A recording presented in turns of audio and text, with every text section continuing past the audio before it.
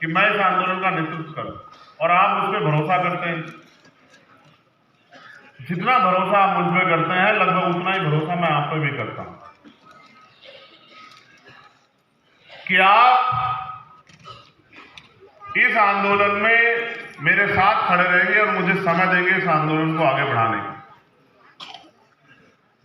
मैं अधिवेशन के विषय में कहूं तो हमने तय किया कोर कमेटी के लोगों में कि बहुत सीमित डेलीगेट लोगों को बुलाएंगे। जो हमारे डेलीगेट बने हुए हैं, जिले के अध्यक्ष, मंडल के अध्यक्ष, प्रदेश के अध्यक्ष, प्रदेश की कमेटी, उन्हीं लोगों को बुलाएंगे। क्योंकि जैसे आज हम लोग यहाँ 17 तारीख में हमारी रैली है छतरपुर में, मध्य प्रदेश में, तो वहां वो काम भी देखना है। उसके अलावा तमाम प्रदेशों में अलग अलग काम लगे हुए हैं। तो हमने ये तय किया था कि बहुत कम डेलीगेट लोगों को बुलाएंगे और 2 स्टेट पे ज्यादा फोकस करेंगे, 2-3 स्टेट पे, जिनमें उत्तर प्रदेश है, मध्य प्रदेश है, राजस्थान। उनके ज्यादा डेलीगेट को बुलाएंगे और उनको समझाने का काम करेंगे कि किस तरह से आने वाले समय में उन्हें काम करना है। इसीलिए तय हुआ था कि कम लोगों को बुलाएंगे। फिर मैंने सोचा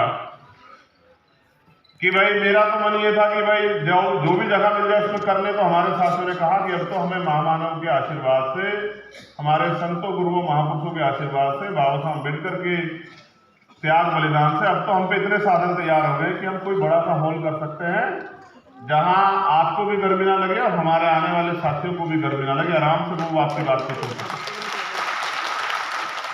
फिर ये फैसला हुआ कि भाई कोई ऑडिटोरियम ढूंढा जाए। तो ऑडिटोरियम फिर कई ढूंढे, सारे बुक थे। मन तो ये था कि अधिवेशन पे एक बड़ा समारोह करेंगे कि जो वर्तमान का शासक है उसकी जड़ें हिल जाए। फिर ये तय हुआ कि अभी तो हिला ही है मध्य प्रदेश में,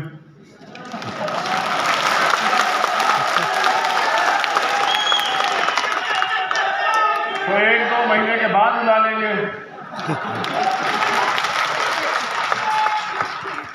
इसलिए तय हुआ कि श्री फोर्ट ऑडिटोरियम में सीमित साथियों को बुला के हम लोग अपना अधिवेशन करेंगे, वरना हमारा बल उत्तर प्रदेश और देश के विभिन्न राज्यों की और दिल्ली की सरकार भी जानती है कि हमने अभी कुछ दिन पहले मध्य प्रदेश में और उससे कुछ दिन पहले दिल्ली में रामलीला मैदान में अपनी ताकत का प्रदर्शन करके इनको ये बताया था कि हमारे अंदर कितना बल। तो अब मैं मुद्दों पे आता हूँ। जब मैं यहाँ घूम के देख रहा हूँ बात करते हुए, तो इतने प्यारे प्यारे चेहरे बैठे हुए हैं जो बहुत ईमानदार से काम कर रहे हैं जमीन पे। अगर मैं अच्छा, ये भी अच्छी बात है कि मैं बहुत सारे लोगों के नाम भी जानता हूँ। मैं यहाँ बैठे 90% लोगों को नाम से जानता हूँ, सबके नाम लेके बुला सकता हूँ, क्योंकि मैं आपके काम पे नजर रखता हूँ। यही तो मेरा काम है।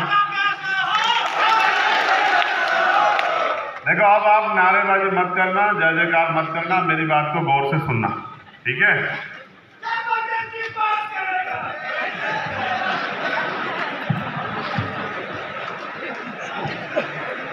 बस इतना सा ही तैयार करना है मुझे तुम्हें कि तुम अनुशासित हो जाओ सभी साथी, बाकी तो काम आप अपने आप कर लो।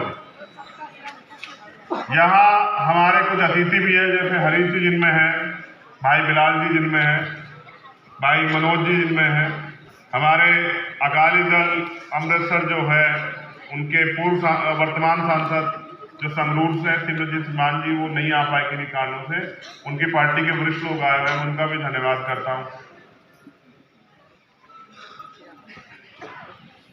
इस साल 6 प्रदेशों में इलेक्शन 2023, मध्य प्रदेश, राजस्थान, छत्तीसगढ़, कर्नाटका, तेलंगाना और मिजोरम। 6 में से 5 में हमारा संगठन, 6 में से 5 में, और 5 में से 4 में हमारा मजदूर संगठन।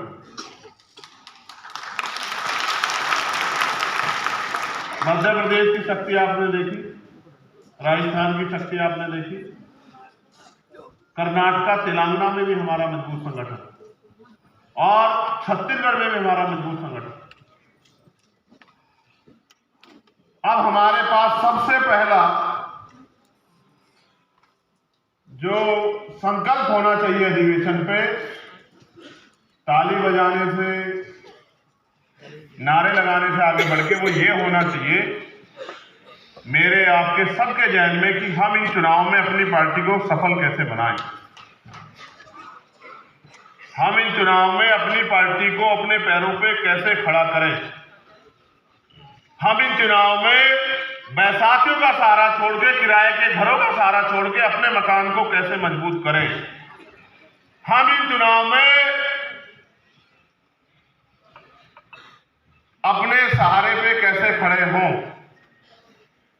क्योंकि कानून बनाने की ताकत वो सदन में है। आपके प्रदेशों में जो विधानसभाएं हैं और आपके भारत में जो लोकसभाएं हैं, दोनों सदनों में ही कानून बनाने की ताकत है और कानून को लागू कराने की ताकत भी उन्हीं के पास है जिनकी सरकार। विपक्ष कानून लागू नहीं करा सकता है, विपक्ष सरकार को मजबूर कर सकता है लेकिन कानून को लागू नहीं करा सकता है, ना ही कोई कानून बना सकता। तो मैं मध्य प्रदेश के साथियों को तो धन्यवाद देता हूं उस रैली के लिए, लेकिन जैसा हमारे एक वरिष्ठ साथी ने कहा कि यहां और संगठनों के लोग भी दिल्ली में सालाना जलसे करते हैं, लाखों लाखों लोग लेके आते हैं, लेकिन उनकी राजनीतिक हैसियत इतनी नहीं कि वो एक व्यक्ति को रोजगार दे दे। तो हमें ये बात सोचनी पड़ेगी कि बात तो बिल्कुल सही है कि सिर्फ लोग इकट्ठे करने से कुछ नहीं होगा, लोगों को वोट डालने के प्रति आपकी पार्टी को तैयार करना पड़ेगा। और इसके लिए बेसिक ये है कि जो हमारे वहां उन प्रदेशों में पार्टी के प्रभारी हैं, जो हमारे मिशन 78 के प्रभारी हैं, मिशन 78 के लोग हैं, उनको कार्यकर्ता को इस लड़ाई को लड़ने के लिए इस मैदान, जो सजा हुआ मैदान है, उसके लिए तैयार करना पड़ेगा। दुश्मन का मुकाबला हमें अपने छोटे छोटे साधनों से करना पड़ेगा। उनकी मनी माफिया मीडिया का मुकाबला, उनके अखबार का, उनके टेलीविजन का, उनके विज्ञापन का, सत्ता में बैठ के जो प्रलोभन वो देंगे, झूठे वादे करेंगे, उनका मुकाबला हमें अपने माउथ मीडिया से करना पड़ेगा। या फिर बहुजन मीडिया के साथियों का धन्यवाद कि वो हमारी आवाज को उठाते रहते हैं। आपको अपनी क्षमता बढ़ानी पड़ेगी, आपको इस चैलेंज को स्वीकार करना पड़ेगा और आपको जमीन पर जाके काम करना पड़ेगा, आपको भाईचारा बनाना पड़ेगा, आपको लोगों को जिम्मेदारी देनी पड़ेगी, आपको अपने संगठन को बहुजन बनाना पड़ेगा। जैसे जब मैं यहां आया, हम एक ही समाज के, दलित समाज के लोग सबसे आगे बैठे हुए थे। मैं इस बात को बहुजन नहीं मानता, तभी मैंने माननीय अध्यक्ष से कहा कि भाई ये सही नहीं है, हम बहुजन की बात करते हैं। हमारे संगठन, हमारी पार्टी में हमने आइडियोलॉजी को पूर्णतः आत्मसात किया, अपने संविधान में भी आत्मसात किया है, तो हमारा मंच भी बहुजन समाज का मंच होना चाहिए। अगर हमारी कथनी और करनी में फर्क होगा तो हम ज्यादा दिन इस आंदोलन को आगे नहीं बढ़ा पाएंगे, क्योंकि ये आंदोलन ही पूर्णतः सत्यता पर आधारित है, सच्चाई का आंदोलन, ईमानदारी का आंदोलन। इसलिए तत्काल मैंने इनसे कहा कि चलो, हमारे सभी साथी इतने तैयार नहीं है, उनको जानकारी में नहीं थी, तो हमें अगर क्या तो हम सब लोग नीचे बैठेंगे या फिर जितने सीनियर साथी हैं, हम प्रयास करेंगे ज्यादा से ज्यादा लोगों को अपने साथ बिठाने। और ये भावना जब मेरे अंदर है तो आपके अंदर भी होनी चाहिए। होनी चाहिए नहीं होनी चाहिए बताइए? जब ये भावना आपके अंदर होगी और आप जमीन में इस तरह के विचार के साथ काम करोगे और मोहरे बनने की बजाय, जो दुश्मन मोहरे बनाना चाहता है हमारे बहुजन समाज के लोगों को आपस में टकराव करा के, जो हमारी एकता को तोड़ना चाहता है, उनके मोहरे ना बन के, दुश्मन की मदद ना करके, अपनी छोटी छोटी बातों को वहीं निपटा के और भाईचारा पैदा करना पड़ेगा, विश्वास मजबूत करना पड़ेगा कि हमारे जो रिश्ते हैं वो सच्चे रिश्ते हैं और हम लोग दिल से इस आंदोलन को कामयाब करना चाहते हैं।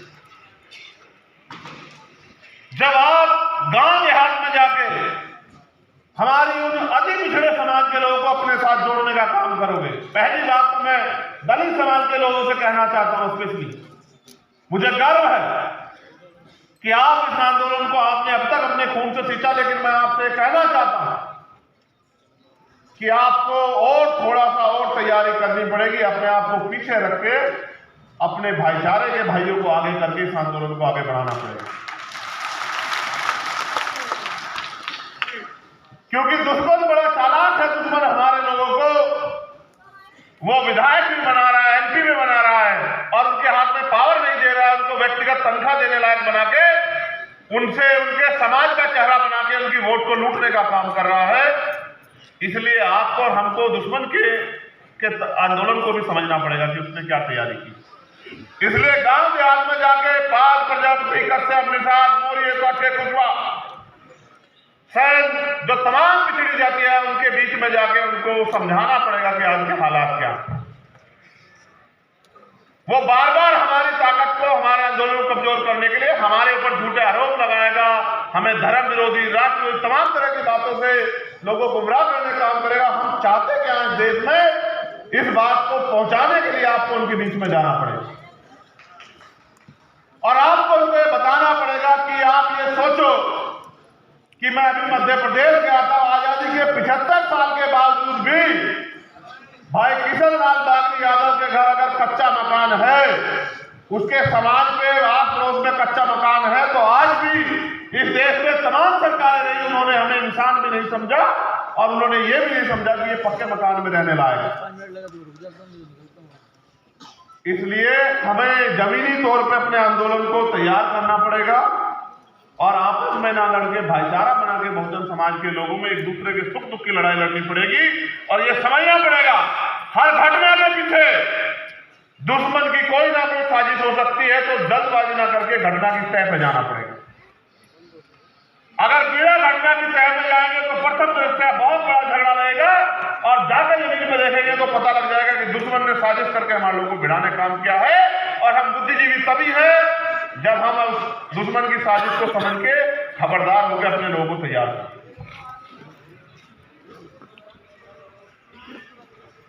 हमें यह भी तय करना होगा कि कहीं हम इस मैदान में सिर्फ हारने के लिए तो नहीं आए।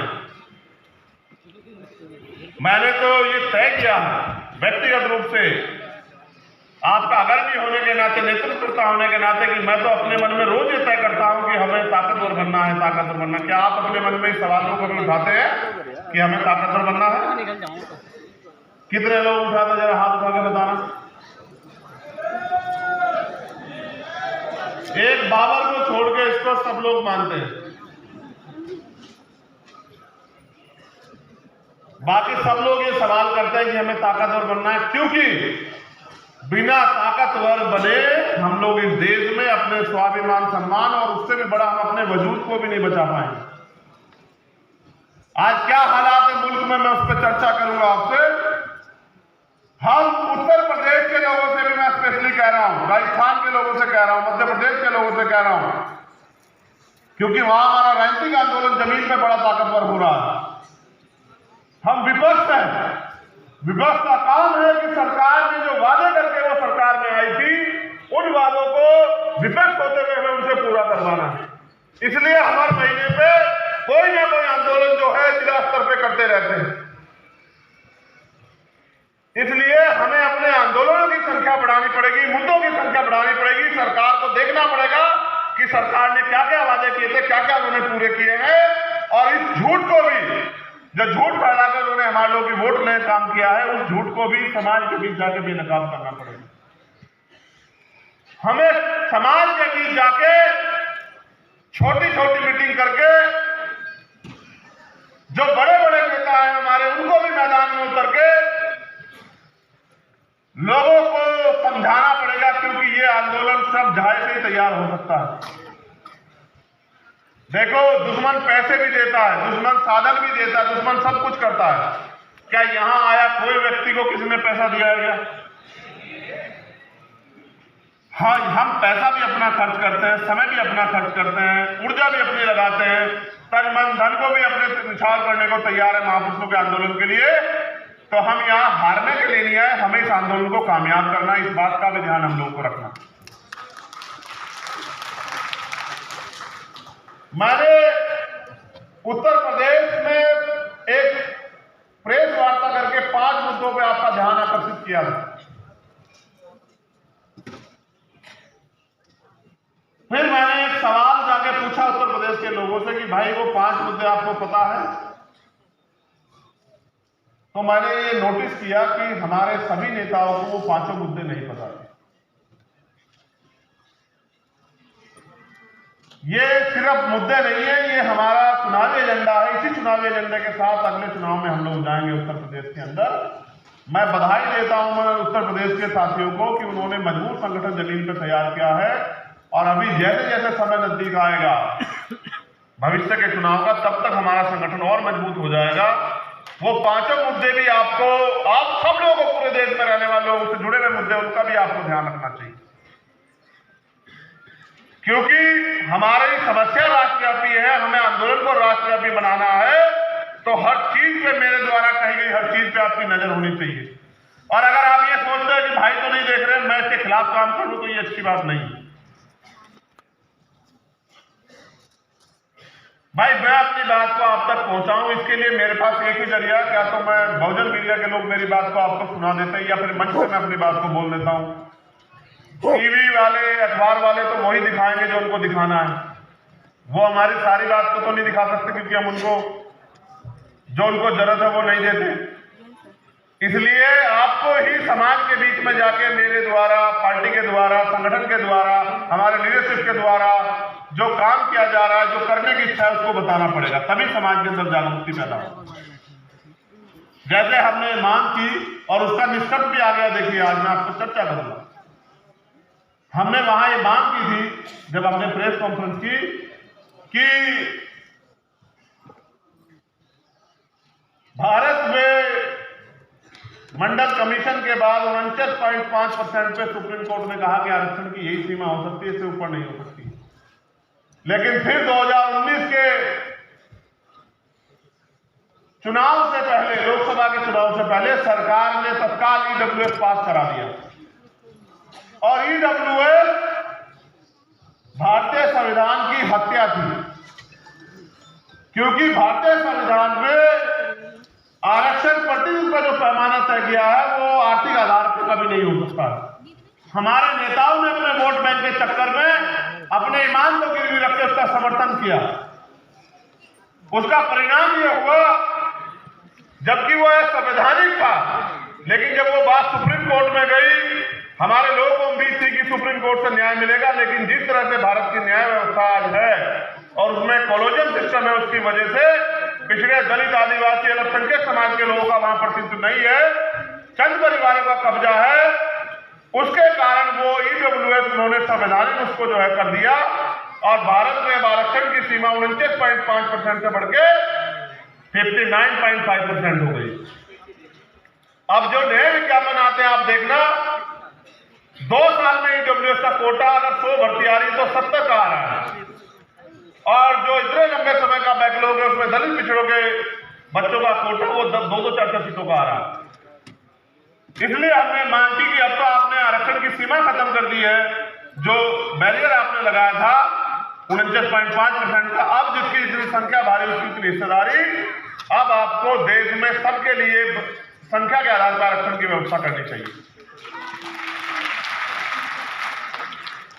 और जब हम सरकार से बात करते तो सरकार कहती है कि साहब हम पे तो साधन नहीं, तो हमने कहा कि ठीक है, आपने पिछड़े वर्ग के लोगों को 27% आरक्षण दिया। आप गौर से सुनना मेरी बात को, जाकर समाज में बताना कि आपने पैमाना बना के 52% ओबीसी को 27% आरक्षण दिया, उनका आधे से ज्यादा हिस्सा आप खा के चले गए। तो अब आप ये कहते हैं कि आप पे साधन नहीं, तो कम से कम जो अति पिछड़ी जाति है उनको उत्तर प्रदेश में 15%, 27% के अलग 15% आरक्षण की व्यवस्था आपको अति पिछड़ी जातियों के लिए करनी चाहिए, जिससे जब 100 वैकेंसी आए तो 15 पद अति पिछड़ी जातियों के बच्चों को मिले। जब सिविल सर्विस की 100 वैकेंसी आए तो 15 बच्चे बाल, प्रजापति, कश्यप, निषाद, मौर्य, शाक्य, कुशवाहा के भी जाए, उनका भी प्रतिनिधित्व हो, वो भी बैठ के कुर्सियों पर अपने समाज के लिए कुछ करें। उसी क्रम में हमने कहा कि उत्तर प्रदेश में शेड्यूल कास्ट की 66 जाति बढ़ पाए। उनकी संख्या भी अगर आप सही तरह से काउंट करोगे तो वो 25% से पार होगी, लेकिन आप उनको 15.5% आरक्षण देते हो तो जो अति दलित जातियां हैं जिनका अभी तक जो शिक्षा में जिनका जो आगे नहीं बढ़ पाए, जिनका कलर्स नहीं बना, उनको अवसर मिले, इसलिए 5% अतिरिक्त आरक्षण जो मिल रहा है उससे ज्यादा 5% आप देने का काम करो अगर वास्तविकता में इन वर्गों के आप उद्देश्य। जबकि मैं जानता हूं कि जो केंद्र की भारतीय जनता पार्टी की सरकार है वो इतनी नालायक सरकार है कि उसने तो अपने पूंजीपति मित्रों को खुश करने के लिए पूरे आरक्षण व्यवस्था का तमाशा बना दिया। इसका परिणाम हमने उत्तर शिक्षक भर्ती में देखा। कल भी उसमें एक आदेश आया कि पूरी वो 68 जो नियुक्ति अलग से दी गई थी हमारे आंदोलन के बाद वो नियुक्त कर दी जाए। हमने देखा कि 69,000 शिक्षक भर्ती में 20,000 पद हमारे खा गए, चोरी और ऊपर से सीधा चोरी, और फिर इनके बचाव में न्यायालय खड़े हो जाते हैं। ये अच्छा नहीं। इसलिए ये जब धर्म की बात करके हमारे लोगों को गुमराह करने का काम करेंगे तो हमारे अपने लोगों को हमें जाकर बताना है कि आप इनसे ये भी सवाल पूछो कि आपके बच्चों को रोजगार कहां से मिलेगा, आपकी जेब में पैसा कहां से आएगा, आपको जमीन कहां से मिलेगी, आपको आगे बढ़ने के अवसर कहां से मिलेंगे। अभी मुख्यमंत्री ने एक काम और किया, मैं उस पर भी आऊंगा। ये षड्यंत्र मैं उसको बेनकाब करूंगा अपने लोगों के सामने। यहां हमारी एक और 5 मांगों में जो हमने रखी थी उसमें यह भी मांग थी कि SC, ST, OBC के लोगों को ठेकेदारी में जो सरकारी ठेके आते हैं उन ठेकेदारी में आरक्षण की व्यवस्था होनी चाहिए, क्योंकि नौकरी आपने आजाद भारत में किसी को ज्यादा लोगों को नहीं दी। जो जमीनें दी गई थी पूर्व की सरकारों द्वारा वो जमीनें भी सरकार छीन रही है, और उसका मैंने इतने दिन पहले आपको जागरूक किया था। कल सरकार ने कहा कि SC, ST की जमीन जो है उत्तर प्रदेश में कोई भी ले सकता है, DM से परमिशन की जरूरत नहीं है। ये जमींदारों को, सामंतियों को, पूंजीपतियों को हमारी जमीन छीनने की अथॉरिटी दे रहे हैं। तो मैंने मुख्यमंत्री से अभी ट्वीट करके कहा, ये मेरा संदेश है उनको कि ये गलतफहमी में मत रखना कि इनको कोई संभालने वाला नहीं, इनका कोई रक्षक नहीं है। अगर ये गलतफहमी हो मुख्यमंत्री को निकाल लेना दिमाग से। अगर ये गलतफहमी हो गई हो कि इनका कोई रक्षक नहीं, इनके पीछे खड़े होने वाला कोई नहीं, तो जब तक हम बाबा साहब अम्बेडकर के बेटे जिंदा हैं तुमसे आर पार की लड़ाई लड़ेंगे। याद रखना मेरी बात। साहब ने कहा जो जमीन सरकारी है जमीन हमारी है, क्योंकि जब देश आजाद हुआ व्यवस्था के कारण जिन लोगों के पास कोई साधन नहीं थे उनको आगे बढ़ने का कोई रास्ता नहीं दिया। अगर न होते बाबा साहब अम्बेडकर तो आज हमारे तन पर ये कपड़े भी नहीं होते। इसलिए मैं सरकार को इस मंच के माध्यम से चेतावनी देना चाहता हूं, केंद्र की और भारतीय जनता पार्टी जहां सरकारें कि अपने षड्यंत्र करने बंद कर दो, वरना अंजाम दुरुस्ता बहुत बुरा होगा। इस बात को याद रखना।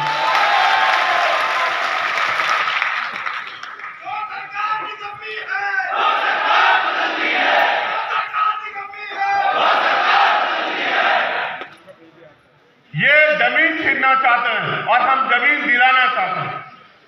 ये बात भी आपको बतानी पड़ेगी कि जमीन दिलाने की ताकत सरकार में होती है। इसलिए हम कहते हैं कि अपने लोगों को चलो ताकतवर बनो।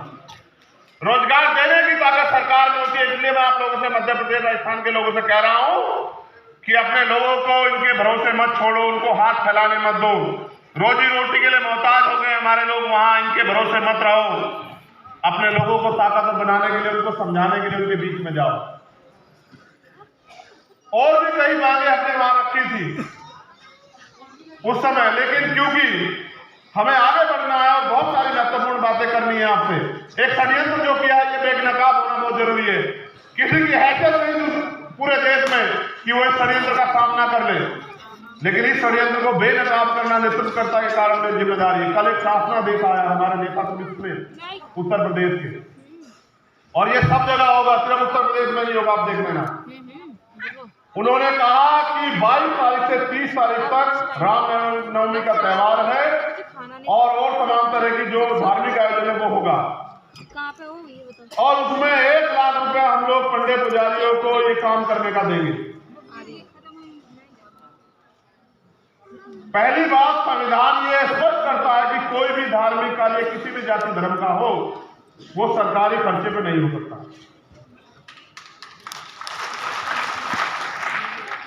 हाथ खोलो, दिमाग खोलो, हाथ मत जोड़ो, दिमाग खोलो।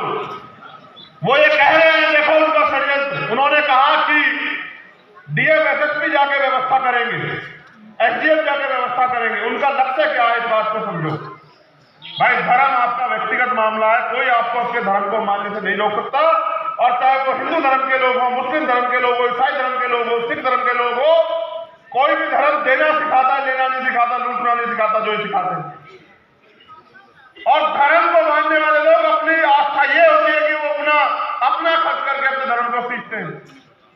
ये है असली धर्म।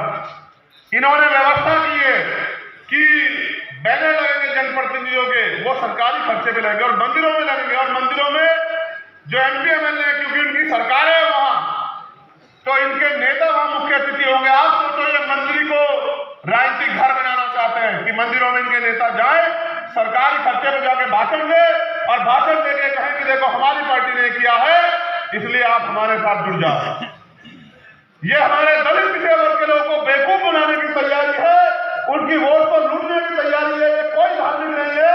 अगर धार्मिक होते तो मंदिर छोड़ के गोरखपुर का ये लखनऊ की सत्ता पे नहीं बैठे होते, आप सब लोग जानते हैं। हमें अपने समाज को सावधान करना होगा। हमारी बहनें वहां जाएंगी मंदिरों में पूजन करने के लिए, ये वहां अपनी बात बता के उनको बेवकूफ बनाने का काम करेंगे। हमें ज्यादा बड़े पैमाने पर मैं आपसे कह रहा हूं कि अपनी बहनों को इस आंदोलन से जोड़ना पड़ेगा, हमारी माँ को तैयार करना पड़ेगा। हमारी बहुजन सेनिया जो इतिहास उनका गवाह है, इतना बड़ा इतिहास है, माँ सावित्रीबाई फुले से लेके माँ अंतिकाबाई लोधी, माँ झलकारी बाई, माँ पन्ना दाई, इतना बड़ा इतिहास है जिसका कोई तोड़ नहीं। उन वीरांगनाओं को, जो आज की वीरांगना, उनको तैयार करना पड़ेगा। कुछ यहाँ बैठी है, कुछ घर पे है, उनको हमें जाके समझाना पड़ेगा कि इनसे कहो कि अगर वास्तविकता में तैयार करना है तो इन महिलाओं को सशक्त करो और हर महिलाओं को रोजगार दो। अगर तैयार करना है तो सुरक्षा करो बहन बेटियों की। उत्तर प्रदेश में और देश में जहां तुम्हारी सरकार निकम्मो बहन बेटियों की सुरक्षा नहीं कर पाते हो, भाषण देते हो, बेटी बचाओ बेटी पढ़ाओ के नारे देते हो, और आपकी सरकार में हाथरस के साथ क्या हुआ आपने नहीं देखा क्या? ये भारतीय जनता पार्टी के लोग और इनकी महिला नेताएं भी चुप थी बिल्कुल। और सीबीआई ने क्लोजर रिपोर्ट लगाई, कहा कि ये हुआ। देखो किस तरह से सत्ता का दुरुपयोग करके उन्होंने हमारी बहन को, न्याय को जो है बाधित करने का काम किया। देखा आपने किस तरह से आपके साथ जो है न्याय का मजाक उड़ा। उत्तर प्रदेश में 3 लोगों को बरी कर दिया और 1 आदमी को सजा, और वो जो धाराएं करती थी वो हटा दी। पूरी सरकार खड़ी थी आरोपियों को बचाने के लिए। केवल भीम आर्मी के लोग जमीन पर लड़ रहे थे उस समय, आजाद समाज पार्टी के लोग, और उनका दबाव था दिल्ली में कि मुख्यमंत्री को मजबूर होना पड़ा न्याय के लिए, लेकिन फिर भी न्याय के साथ घोटाला किया। याद रखना कि गुंडों को बचा नहीं पाओगे मुख्यमंत्री, मेरी बात को याद रखना। क्या उंगली दिखा दिखा के बात करते सदन में? नहीं हुआ मैं सदन में, वरना देता जवाब अपने लोगों की तरफ से, बताता कि उंगली कैसे दिखाई जाती है। घमंड तो बहुत बड़े बड़े अहंकारियों के दूर हुए। मैं इसलिए उत्तर प्रदेश के लोगों को ज्यादा निर्देशित करना चाह रहा था क्योंकि उनके यहाँ पंचायत, उसका नगर पंचायत का चुनाव आ गया अप्रैल में, और आपने देखा जब ये आपके बीच में आए तो आप पूछ रहे हैं कि बताओ पिछड़े वर्ग के लोगों को नगर निकाय में आरक्षण न मिले, इसकी तैयारी क्यों करके रखी आपने? क्यों इतने दिन तक आपने जो है वो ट्रिपल टेस्ट पास नहीं करवाया? हमें अपने लोगों को समझदार बनाना पड़ेगा, जागरूक करना पड़ेगा। ये हमसे रिश्ते भी वोट के रखते हैं। जिस दिन वोट का अधिकार आप पर नहीं था, ये आपको शूद्र कहते थे, अछूत कहते थे, नीच कहते थे, आपके अधिकारों पर उन्होंने छीन रखा था। ये आप जानते हैं, इतिहास पढ़ के देखो कि किस तरह परंपरा कुरीतियों के नाम पे, सती प्रथा, विधवा, तमाम कुरीतियों के नाम पे इन्होंने देश की महिलाओं को जो है शोषण करने का काम किया। ऐ मेरे मूल निवासी बहुजन समाज के लोगों, अपने दिल पे हाथ रख के पूछो कि सती प्रथा के नाम पे अगर आज सती प्रथा होती और आपके घर में अगर आपके घर में कोई बहन विधवा हो जाती, चाहे वो आपकी बहन हो, भाभी हो, माँ को, उसको शंखलों में बांध के अगर जलती चिता पे लिटाया जाता तो आपके छाती पे क्या बीतती, आपके दिल पे क्या बीतती, आप सोच के देखो। क्योंकि तब हम पे अधिकार नहीं थे। देश कब गुलाम हुआ? जब इस देश के बहुजनों को लड़ने का अधिकार नहीं था, उनको हथियार उठाने का अधिकार, तब गुलाम हुआ। आज गुलाम करके दिखा दो। अगर किसी की मां ने दूध पिलाया विदेशी की, चाहे वो चाइना, पाकिस्तान का कोई सा भी देश हो, जिसको गलत फहमी हो आप गुलाम बना के दिखा। ये गुलाम तब हुए हम जब इनके हाथ में पावर थी और हम बहुजन लोगों को, दलित पिछड़े आदिवासी और अल्पसंख्यक लोगों को कहा कि तुम हथियार नहीं उठा सकते हो। आज तो हम अपने हकों के लिए लड़ने को तैयार हैं। मैं आपसे ये भी कहना चाहता हूं, पूरे देश के लोगों को, आप जाकर वहां मुझे रिप्रेजेंट करेंगे, आप बताएंगे, मैंने कहा था डायरी पेन लेके आना कि हम क्या चाहते हैं। मैंने आपसे अपील की कि पार्टी गाइडलाइन से अलग हटके अनुशासन को त्याग कर कोई काम ना किया करें। आपका अनुशासन आपकी ताकत है। जब आप अनुशासित रहेंगे इससे आपकी ताकत बढ़ेगी। जब आप गाइडलाइन पे रहेंगे तब आपकी ताकत बढ़ेगी।